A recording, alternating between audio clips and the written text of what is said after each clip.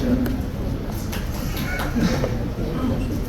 Distinguished guests, ladies and gentlemen, it is my great honor to be with you here in the Philippines for this significant media forum on the theme of Vision for National Transformation and a Civilization of Peace. First, I want to thank Dr. Donna Saldana Kapur, Chairwoman of Global Peace in Philippines, Mr. Engr, Regional President of Global Peace Foundation, Asia Pacific, Professor Jose Maria H. Hilario, Professor of Sociology, Economics, and Business Administration at the University of the Philippines, Mrs. Neng Julio Camano, National Chairperson of Federation of International Cable TV and Telecommunication Association of the Philippines, as well as Mr. Aldrin Ituma, President of Global Peace Foundation Philippines, for convening this important forum. I am also pleased to acknowledge all esteemed speakers. Your participation is very meaningful as the media's role in peace building becomes more critical than ever before. Before we talk about freedom of the press, let me first ask the question: what is a serious challenge that the media is facing today? The erosion of trust and credibility of media. According to Digital News Report 2022, published by Reuters, an average of 42%, less than half of the people from 46 nations trust news. The lowest coming from the US with only 26%. In this digital age, social media platforms have its pros of conveniently providing us with instant access to information. But our society has a growing perception of media arrogance and untrustworthiness. We are all remember when the media was once revered as the guardian of truth and the voice of the people. How should we bring this back? How can we rebuild the bridge between the media and the people who's lost trust? We must understand the why behind this lost trust and growing skepticism. And it seems that everyone here already recognized that why. Let's go over them. First is media bias. Because many news outlets are often associated with specific political leanings, the public feels the objectivity and impartiality have been compromised. The Pew Research Center surveyed 38 countries in 2018, where a median of 75% said it is never acceptable for a news organization to favor one political party over others when reporting news. It is a widely accepted opinion that a news presented with a particular agenda or bias undermines the trustworthiness of the media and creates an atmosphere of skepticism. Next is commercialization of the media. In the pursuit of high profits and ratings, media organizations are susceptible to prioritizing sensationalism over authenticity. This sensationalism can easily lead to exaggeration and manipulation of facts. As a result, the public feels misled and betrayed. Furthermore, the rise of misinformation and fake news also contributed to the erosion of trust in media.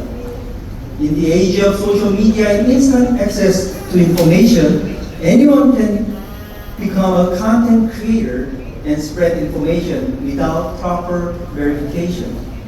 This flood of unverified and biased information causes confusion, distrust, and the questioning of the credibility of media sources. We need to see these very serious challenges in none other than a moral and ethical perspective. The freedom of the press is at hand. Imagine that some external forces, external factors like government oppression, legal restrictions, economic pressures, or violence and intimidation are allowed to limit freedom of the press. It will most likely be destroyed altogether. I heard a broadcaster was shot dead 2 days ago. This kind of tragedy never be allowed or tolerated. My sincere condolences goes to the family of the victims.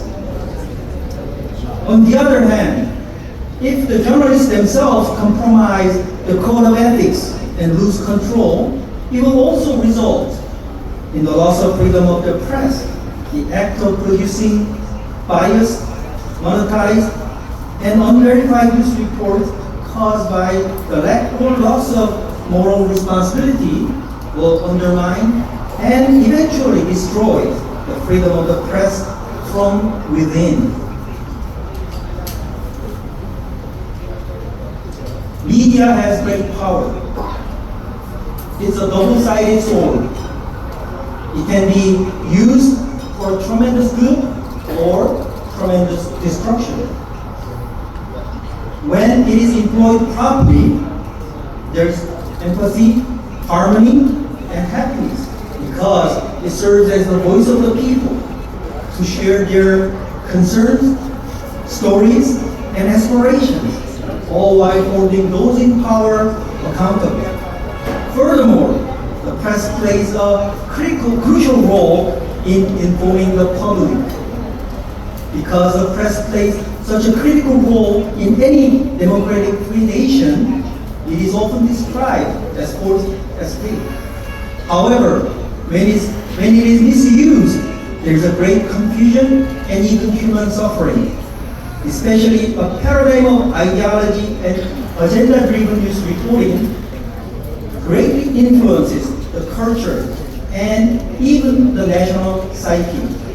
It creates a certain reality, whether or not it represents a true reality, around which individuals organize their thoughts, beliefs, and in some cases, their lives. Therefore, the answer to this dilemma is that the great power of the media must be wielded with self-imposed integrity and discipline.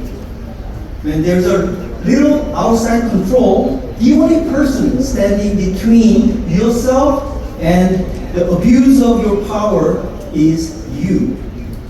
Freedom is indeed one of the most precious gifts from the Creator. Men are created to be free spiritual beings. But when God created man free, He also gave man responsibility. Freedom requires self-discipline and self-control. Ladies and gentlemen, freedom is bound by law. There are physical and spiritual laws at work in the universe. They are the ultimate limits of freedom. However, not like physical laws of nature that govern the visible world and our bodies, the spiritual laws are not so obvious, yet they are as absolute as the physical laws. To recognize spiritual law, we must recognize a man as a spiritual being created by God. God, the Creator alone, sets the spiritual laws and determines the purpose of creation. The purpose of human life and how human beings can fulfill that purpose of life have been already determined by God. This is the foundation of absolute value. From this absolute value foundation, moral principles emerge. These moral principles comprise the spiritual law. In other words, a man as a spiritual being has a God-given purpose of life to fulfill during a life on earth and is bound by spiritual law. The first responsibility of human being is to exercise this freedom to preserve our value given by God and to fulfill the purpose of human life determined by the Creator, in accord with the basic moral principles.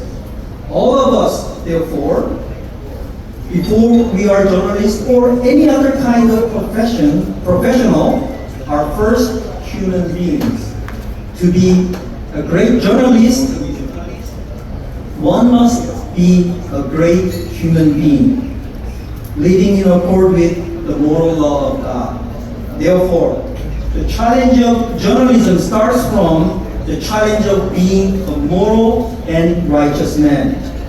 For the journalist, freedom of the press must be exercised according to certain moral standards, which are the common ground for all free men. This is where the importance of responsibility in media comes in. Certainly, the media must be free and must be self-governing. And a self-governing media must also be a moral media. Democracy cannot be exercised without a free press. And a free press cannot be truly free unless exercised with moral responsibility. A moral media uses freedom to protect, preserve, and promote God-given human rights and dignity. Thomas Jefferson wrote, quote, "The press is the best instrument for enlightening the mind of man and improving him as a rational, moral, and social being," unquote. Therefore, the media must stand at the very forefront in defense of human dignity and freedom, and the crusade against all forms of injustice and oppression. And it must act as a catalyst for social change and conflict resolution. Through unbiased reporting, the media can shed light on the root causes of conflicts, challenge divisive narratives, and promote dialogue between conflicting parties. Furthermore, in the service of morality, the media must oppose corruption and racism and vindicate the unjustly accused. Doing this is the best possible way to ensure world peace. True peace can only be obtained when the viewpoint of each nation is raised to the highest perspective of true values. When you live to benefit and enrich others, we benefit ourselves the most. This simple yet profound truth may be called the formula for peace. The achievement of this goal is far more likely to be determined by the work of the media than the military might. And more than political, economic, or academic measures, the impact of the press is the most immediate on our society.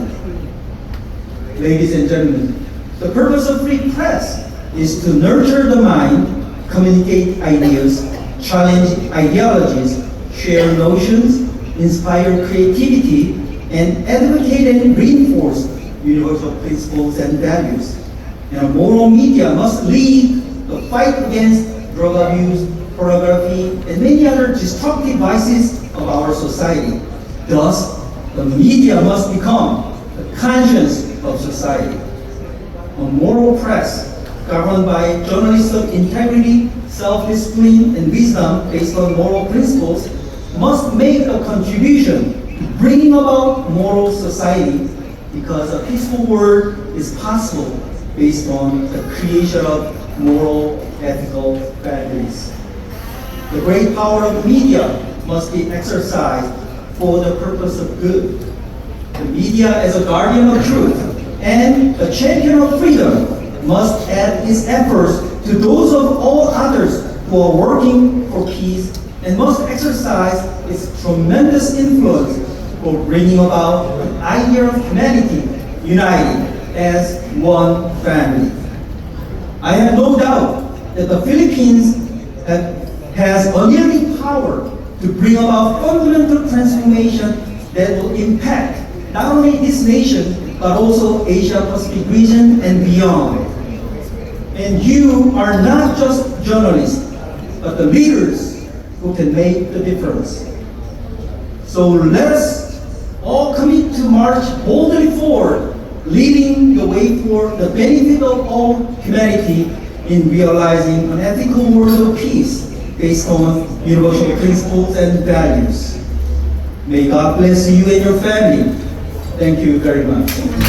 Once again, ladies and gentlemen, the Vice Chairman of United Press International, Mr. Youngjun, please turn his name for the awarding of token. I would like to request our lead convener for the